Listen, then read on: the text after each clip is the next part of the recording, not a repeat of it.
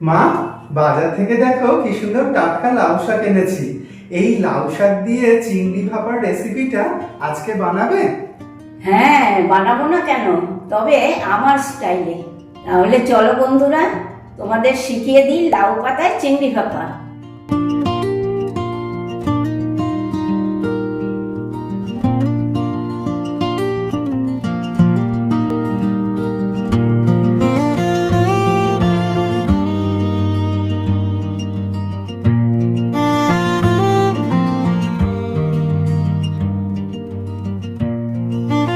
বন্ধুরা, তোমরা সবাই ভালো আছো তো?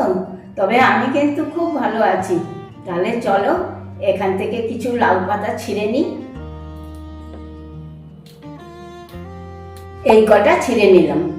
এই দেখো, লাউ পাতা কটাকে আমি এইরকম ভাবে কুচিয়ে নিয়েছি। এবারে আমি এটাকে 4-5 বার খুব ভালো করে ধুয়ে নেব। তোমরাও কিন্তু তাই করবে। লাউ পাতাতে খুব নোংরাও থাকে, পোকাও থাকে, সেই জন্য খুব ভালো করে ধুতে হবে। এই দেখো, পাতাগুলো আমার 4-5 বার করে খুব ভালো পরিষ্কার করে ধোয়া হয়ে গিয়েছে। এবার যাব হেসেলে। হেসেলে গিয়ে কি করি সেটাই এবার দেখার। একটা কড়াতে কিছুটা জল দিয়ে বসিয়ে দিচ্ছি। জলটা ফুটে গেছে। এই সময় আমি কেটে রাখা লাউ পাতাগুলো দিয়ে নেব। দেব অল্প করে একটু নুন। এবার এটাকে আমি সামান্য একটু সেদ্ধ করে নেব। লাউ পাতাটাকে আমি 2 মিনিট মতন সেদ্ধ করে নিয়েছি। এবার আমি এটাকে একটা পাত্রে তুলে নেব। এবার মশলা তৈরি করার পালা। শিলে নিয়ে নিয়েছি 2 কাঁচা লঙ্কা। লঙ্কাটাকে আমি ভেঙে নিয়েছি, আর সামান্য একটু নুন। এটাকে আমি একসাথে এবার আগে একটু বেটে নেব।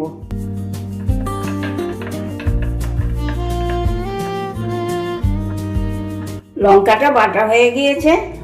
এবার এর ভেতরেই আমি নিয়ে নেব বড় চামচের 1 চামচ সর্ষে আর 1 চামচ পোস্ত।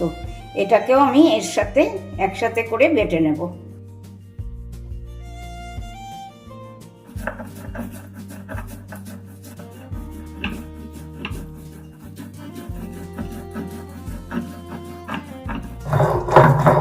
এটা আমার বাটা হয়ে গেল। এবার আমি এটাকে একটা বাটিতে তুলে নেব। সেদ্ধ করা পাতাগুলো কৌটোর মধ্যে ঠান্ডা হয়ে গিয়েছে। এবার আমি এর মধ্যেই চিংড়ি মাছগুলো দিয়ে নেব। এখানে আছে 300 গ্রাম চিংড়ি মাছ। দিয়ে দিচ্ছি চিংড়ি মাছগুলো।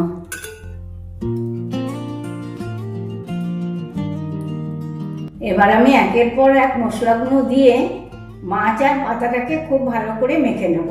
দিয়ে দিচ্ছি 1 চামচ নুন। দেব ছোট চামচের 1 চামচ হলুদ গুঁড়ো। দিয়ে দিচ্ছি ছোট চামচের 1 চামচ ঝাল লঙ্কার গুঁড়ো। এবার দিয়ে দিচ্ছি সর্ষে পোস্ত বাটা। দিয়ে দিচ্ছি বেশ কিছুটা কাঁচা সর্ষের তেল।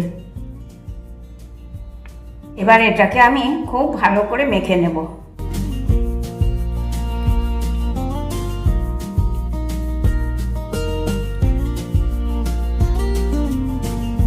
এটা মাখা হয়ে গেল।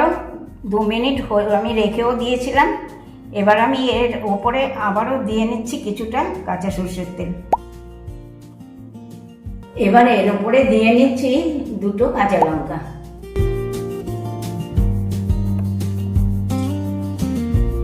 এবার কৌটোর ঢাকাটা বন্ধ করে দিচ্ছি।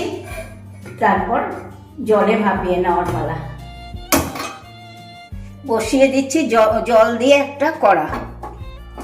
ভেতরে বসিয়ে দিচ্ছি একটা স্ট্যান্ড। এর উপরই বসিয়ে দিচ্ছি কৌটোটা ভাপানোর জন্য। এবার আমি একটা ঢাকা দিয়ে ঢেকে দিচ্ছি।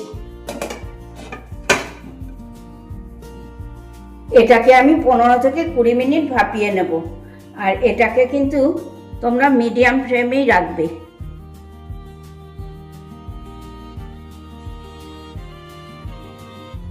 ঠিক 20 মিনিট পর ফিরে এলাম। এবার ঢাকনাটাকে খুলে নিচ্ছি। গ্যাসের ফ্লেমটাও অফ করে দিচ্ছি। এবার আমি কৌটোটাকে বের করে নিয়ে ঠান্ডা হতে দেব। বাটিটা অনেকটাই ঠান্ডা হয়েছে, তবে একটু গরম আছে। এবার খুলে নেওয়ার পালা। দেখা যাক জিনিসটা কেমন হয়েছে। দেখো কি অপূর্ব হয়েছে। এবার আমি এটা গরম গরম পরিবেশন করব।